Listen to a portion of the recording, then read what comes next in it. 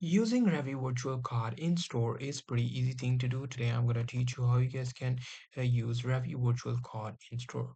The process is pretty simple. In order to do that, you need to add your Revi virtual card to your Apple Wallet or Google Wallet. So the process is pretty simple. Suppose you have a virtual card like this.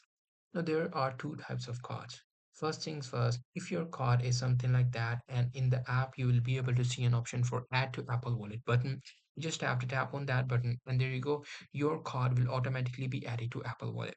However, in some cases you might not be able to do like that. You have to do it manually. For that, you have to open up your Apple Wallet app. This is what it will look. You just have to tap on this plus icon. These two options will pop up. Here you have to select debit or credit card, and then you will see an option for add card manually. You just have to tap on that. And then you need to put your card details from the card right here. It should contain your card number, name, expiry, CVV. Now, once your card is added to Apple Wallet, you can actually pay at anywhere with the tap pay or contactless payments. Contactless payments is almost everywhere around the globe, so you won't have to worry about anything.